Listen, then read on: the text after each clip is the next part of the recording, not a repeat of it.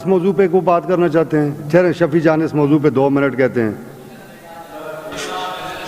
چل اس کے بعد کر لیتے ہیں،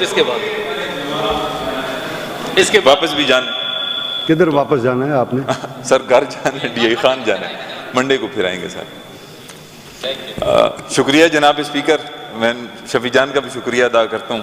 اور سر ہمارے کولیگز تو یہاں پہ نہیں ہیں، جو چند ایک ہیں لوگ ہمیں سن بھی رہے ہیں، تو میں آج کچھ باتیں کرنا چاہوں گا جو تلخ بھی ہوں گی ہمارے لیے بھی، ہمارے کولیگز کے لیے بھی، لیکن یہ کچھ سیریس باتیں ہیں. اور میں آپ سے چاہوں گا کہ جس طرح آپ نے باقیوں کو آپ برداشت کرتے ہیں، آج کچھ چند منٹ مجھے بھی برداشت کر لیں. جناب اسپیکر، سب سے پہلے تو میں مذمت کروں گا ہر قسم کی پرتشدد کارروائی کا، چاہے کوئی بھی کرے یا کسی کے اوپر بھی ہو. ہمارے ملک میں جب سے پاکستان بنا ہے ہم دیکھ رہے ہیں مختلف ادارے یا کوئی اور لوگ، مختلف لوگ تشدد کرتے آ رہے ہیں. ہم اپنی سیاسی تاریخ کو اٹھا کے دیکھ لیں، جس بھی جماعت کو دیکھ لیں، سیاسی جماعت کو، فاطمہ جناح سے لے کر آج تک آپ مجھے اس سیاسی جماعت کا نام بتائیں جس کے اوپر تشدد نہ ہوا ہو. جناب اسپیکر، بے نظیر بھٹو کو شہید کیا گیا، آصف علی زرداری صاحب کو قید و بند کی صحبتیں برداشت کرنا پڑیں. آپ خان عبدالولی خان کو دیکھ لیں، آپ نواز شریف صاحب کو دیکھ لیں، گویا آپ کسی جماعت کو دیکھ لیں، کس کے اوپر تشدد نہیں ہوا، کس کے گھر والوں کو یہاں سے بے دخل نہیں کیا گیا اپنے گھروں سے.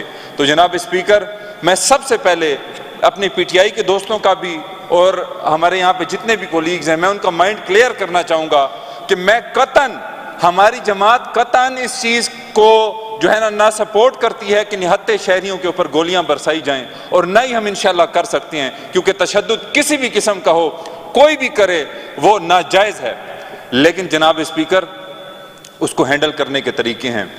احتجاج ہر سیاسی جماعت کا جمہوری حق ہے، لیکن ہر چیز کے کچھ اصول اور قواعد ہوتے ہیں.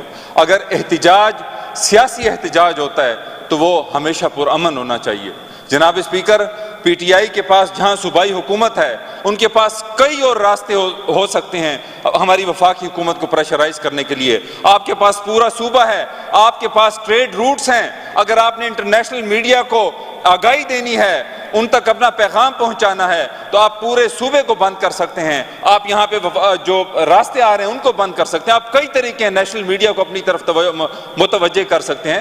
لیکن جناب اسپیکر، اس نیت سے جانا وفاق کے اوپر، میں نے پہلے بھی کہا تھا کہ مجھے یوں لگتا ہے جب ہمارے کولیگز یہاں پہ بات کرتے ہیں کہ خدا نہ خواستہ ہم کوئی حملہ آور ہونے لگا ہے خیبر پختونخوا حکومت پاکستان کے اوپر، ہم کوئی علیحدگی کی تحریک شروع کرنے لگے ہیں. جناب اسپیکر، خدا نہ خواستہ میرے منہ میں خاک، لیکن ہم جو اپنے نوجوانوں کو تربیت دے رہے ہیں، ان کو جو سبق دے رہے ہیں، ان کو جس قسم کا ابھار رہے ہیں، ان نوجوان اور ان نادان ذہنوں کو ہم جس کی قدر اپنے سیاسی مقاصد کے لیے استعمال کر رہے ہیں. جناب اسپیکر، یہ ملک ہم نے بڑی قربانیوں سے لیا ہے. آپ جب وہ سٹوریاں پڑھیں کہ جب ٹرینیں آیا کرتی تھیں مہاجرین کی بر صغیر میں، جب پاکستان اور ہندوستان علیحدہ ہوا تو خون سے لت پت لاشوں سے بھری ہوئی ٹرینیں آتی تھیں. تو یہ پاکستان آسانی سے نہیں بنا ہوا، اس میں ہمارے آباء و اجداد نے بڑی قربانیاں دی ہیں. تو ہم قطعاً یہ نہیں چاہتے، اور کوئی بھی نہیں چاہے گا کہ ہمارا ملک دو لخت ہو، ہمارا یہ صوبہ علیحدہ ہو. لیکن بدقسمتی سے جس قسم کی ٹریننگ دی جا رہی ہے، بدقسمتی سے ہمارے صوبے کی حکمران جماعت کی طرف سے ہمارے نوجوانوں کو وہ خدا نہ خواستہ اس طرح کیا کہ جیسے ہم کوئی علیحدگی کی تحریک شروع کرنے لگے ہیں. سر پہ کفن باندھنے کا کیا مقصد ہے؟ کوئی بھی سیاسی جماعت، ٹھیک ہے آپ سر پہ کفن باندھنے کا لوگوں کو کہہ رہے ہیں، لیکن ان کو آپ یہ کہیں کہ ہم مرتے دم تک وہاں پہ پرامن طریقے سے بیٹھے رہیں گے.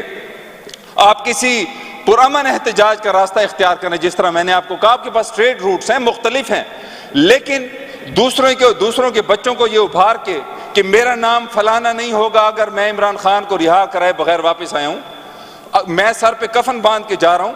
تو یہ اگر آپ باتیں سنیں اور لوگوں کو، نوجوانوں کو اشتعال دلانے والی باتیں ہیں کہ آپ بھی سر پہ کفن باندھیں اور اپنے ملک کے خلاف حملہ آور ہوں، خدا نہ خواستہ. اور ان کا اپنا کردار اگر دیکھ لیں، جو آپ لوگوں کے رہبر بنے ہوئے ہیں، وہ میں نے پہلے بھی کہا تھا یہ نامناسب لفظ ہے، لیکن میں اپنی بات کو تھوڑا سا اور طریقے سے بیان کروں گا کہ جناب اسپیکر، منافق کون ہوتا ہے؟ جس کے دل میں کچھ اور ہوتا ہے، وہ پیچھے کچھ اور کرتا ہے اور دکھاتا کچھ اور ہے، اور یہی کچھ خصوصیات ہم ان میں دیکھتے ہیں.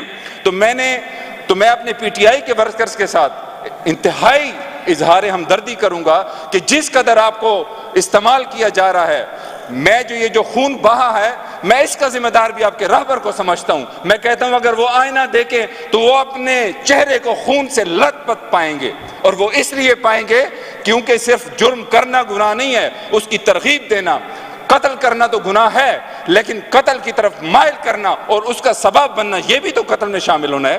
تو جناب اسپیکر، میں نے چند ایک اشعار لکھے ہیں ان کے کردار کے اوپر، تاکہ ہمارے پی ٹی آئی کے ورکرز بھی سنیں جو کہ ہمارے بھائی ہیں، کہ جب ان کی حقیقت سامنے آئی، جب دھندلا پردہ پاش ہوا، کردار یہ تیرا فاش ہوا، ناداں ذہنوں کو الجھا کے فرار کا تو متلاش ہوا، بھڑکے مار کے تو سمجھا کیا میں اب بدماش ہوا، سر پہ کفن جو باندھا تھا مظلوموں کی پوشاک ہوا، شہید تو ہوتے ہیں زندہ پر تو اب زندہ لاش ہوا، لاش ہوا، لاش ہوا۔ جناب اسپیکر، زندہ لاش کیا ہوتی ہے؟ زندہ لاش وہ ہوتی ہے کہ جو انسان زندہ تو ہوتا ہے، سانس تو لے رہا ہوتا ہے، لیکن اس کا ضمیر مر چکا ہوتا ہے، اس کی جو سیلف کانشیسنس ہے، اس کے اندر اچھائی اور برائی کی تمیز ختم ہو چکی ہوتی ہے۔ آپ ان سے حلف لیں کہ کیا آپ دروازوں کے پردوں کے پیچھے آپ ان لوگوں کے ساتھ میٹنگز نہیں کرتے؟ آپ ان لوگوں کو اچھا بچہ بننے کی اپنی پوری یقین دہانی نہیں کراتے جن کے خلاف آپ صبح اٹھ کے اسٹیج پہ آ کے لوگوں کو ابھار رہے ہوتے ہیں؟ یہ منافقت نہیں تو میں اس کو کس چیز کا نام دوں؟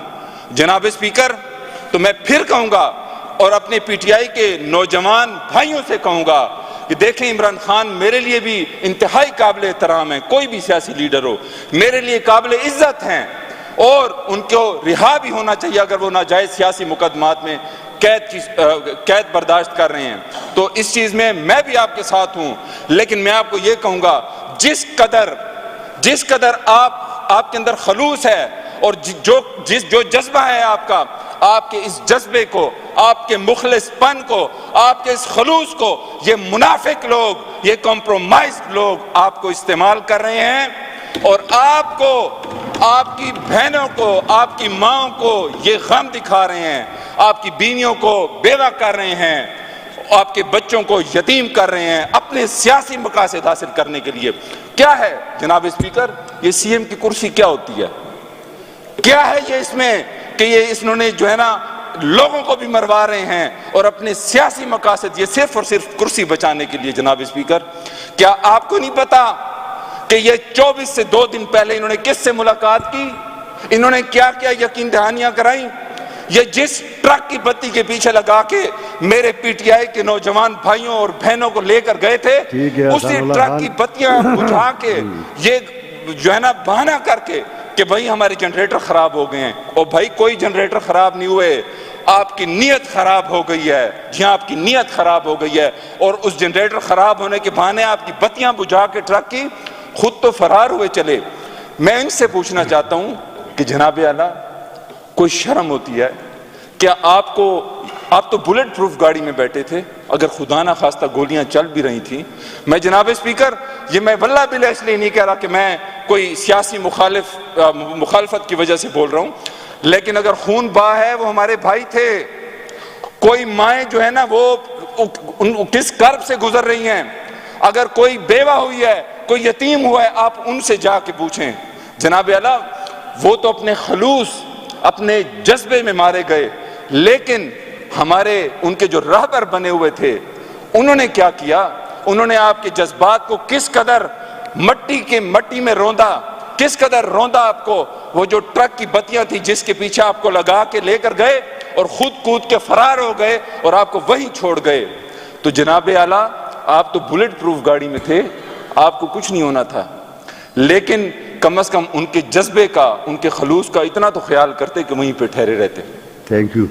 نہیں جناب اسپیکر، میں اپنے پی ٹی آئی کے کولیگز کے ساتھ ہوں اس معاملے میں کہ اگر وہ تشدد کے خلاف بات کرتے ہیں، ہم بھی تشدد کے خلاف ہیں، لیکن میں یہ حیران ہوں کہ کیا یہ حسن اتفاق ہے یا جان بوجھ کے ہوتا ہے کہ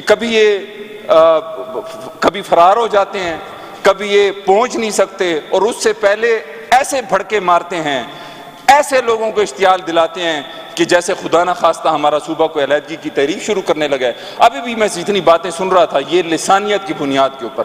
آپ یہ نہ کہیں کہ پشتونوں کو ایسا کیا جا رہا ہے, آپ یہ کہیں کہ ہمارے ورکرز کو ہماری پارٹی کے سپورٹرز کے ساتھ ایسا کیا جا رہا ہے, کیونکہ خدا نہ خواستہ اگر اس قسم کی ہم باتیں کرنے لگ گئے تو ہم یہ کیا پیغام دے رہے ہیں؟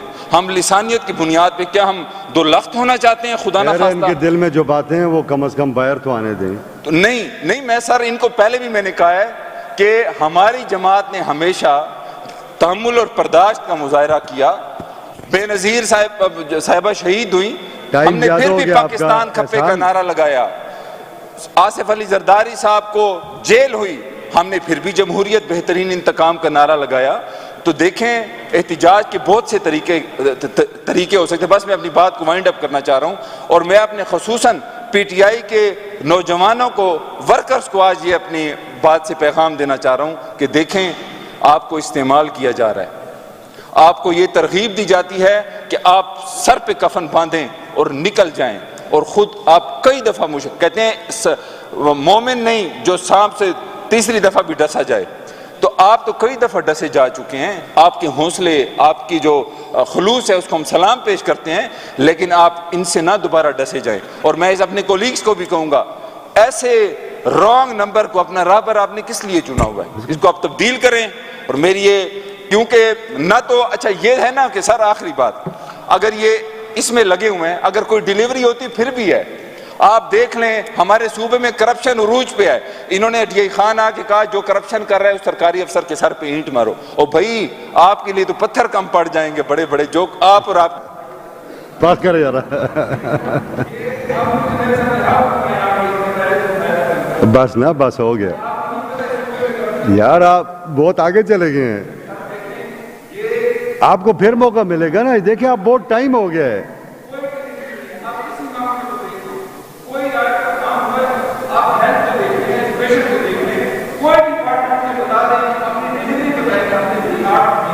ٹھیک ہے آپ کی بات ہوگی ہے. آج بہت جذباتی نہیں ہو گئے.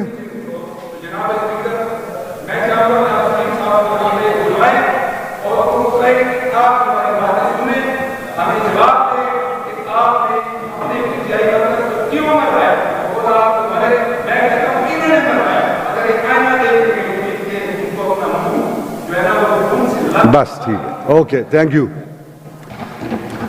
شفیع جان صاحب کو مختصر بات کرنی ہے تو میں یہ اینڈ کر رہا ہوں, پھر منڈے کو انشاءاللہ.